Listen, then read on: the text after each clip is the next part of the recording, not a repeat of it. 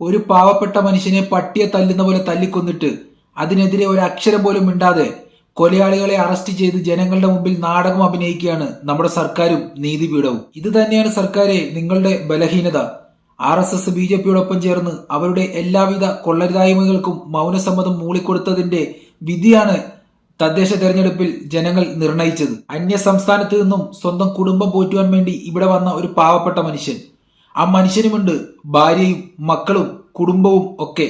ആ കാര്യം നേതാക്കൾ മറന്നു പോകരുത്. അദ്ദേഹത്തെ പോസ്റ്റ്മോർട്ടം ചെയ്ത ഡോക്ടർ തന്നെ പറയുന്നുണ്ട് അദ്ദേഹം ഞെട്ടിപ്പോയി എന്ന്. ആ ഡോക്ടർ ഫേസ്ബുക്കിൽ പോസ്റ്റ് ചെയ്ത പോസ്റ്റ് എന്താണെന്ന് നമുക്കൊന്ന് കേട്ടു നോക്കാം. 10,000 മൃതദേഹങ്ങൾ ഇതുവരെയും പോസ്റ്റ്മോർട്ടം ചെയ്തിട്ടുണ്ട്.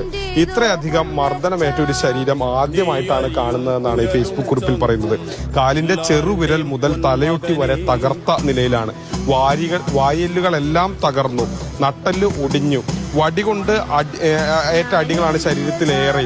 ഒരു ഭാഗത്തും മർദ്ദനമേൽക്കാത്ത ഒരു സ്ഥലം പോലും ഇല്ല എന്നുള്ളതാണ് ഈ ഫേസ്ബുക്ക് കുറിപ്പിൽ പറയുന്നത്. കൂട്ടമർദ്ദനം നടത്തിയവരിൽ ഒരാളെങ്കിലും കൈ ഉയർത്തിയെങ്കിൽ ഇതുണ്ടാകില്ലെന്നും പോസ്റ്റ്മോർട്ടം ചെയ്ത ഡോക്ടർ പറയുന്നു. ഒരു തരത്തിലും ന്യായീകരിക്കാൻ പറ്റാത്തൊരു കൊലപാതകമാണ് വാളയാർ അട്ടപ്പള്ളത്ത് നടന്നതെന്നാണ് ഈ പോസ്റ്റ്മോർട്ടം ചെയ്ത ഡോക്ടർ പറയുന്നത്. അപ്പോൾ നമുക്കറിയാം അത്രമാത്രം വേദനിപ്പിക്കുന്ന രീതിയിൽ അദ്ദേഹത്തെ വേദനിപ്പിച്ചിട്ടുണ്ടാകും. അതുകൊണ്ടായിരിക്കും ഇത്തരത്തിലൊരു കുറിപ്പ് അദ്ദേഹം പങ്കുവയ്ക്കുന്നത്. കേട്ടില്ലേ, ആ പാവപ്പെട്ട മനുഷ്യനെ ഇത്രയും മാരകമായി മർദ്ദിച്ച ആ കൊലയാളികളെ ജനങ്ങളുടെ കണ്ണിൽ പൊടിയിടാൻ വേണ്ടി അറസ്റ്റിന്റെ പേരിൽ ജനങ്ങളുടെ മുന്നിൽ നിന്നും രക്ഷിച്ചു കൊണ്ടുപോകുന്ന സർക്കാർ. ഇവനെയൊക്കെ അറസ്റ്റിന്റെ പേരിൽ ജയിലിൽ കൊണ്ടുപോയി തീറ്റിക്കൊഴിപ്പിച്ച് കൂടുതൽ ശക്തിയോടെ പുറത്തു കൊണ്ടുവന്ന് നേതാക്കന്മാരുടെ ചാരപ്പണിക്ക് വേണ്ടി മാറ്റി നിർത്തുകയാണ് നമ്മുടെ ഭരണകൂടം ചെയ്യുന്നത്. നേതാക്കന്മാരെ കൊലയ്ക്ക് പകരം കൊല തന്നെയാണ് വേണ്ടത്.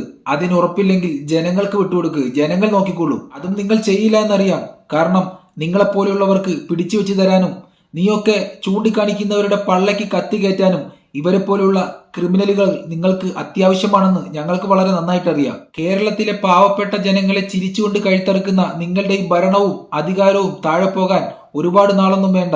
അത് മറന്നു പോകരുത്. കൊലയാളികൾക്കും ക്രിമിനലുകൾക്കും കഞ്ചാവ് മാഫിയ സംഘങ്ങൾക്കും വേണ്ടി മാത്രം ഭരണം നടത്തുന്ന നേതാക്കന്മാരാണ് എന്നുള്ളത് ജനങ്ങൾ തിരിച്ചറിഞ്ഞിട്ടുണ്ട്.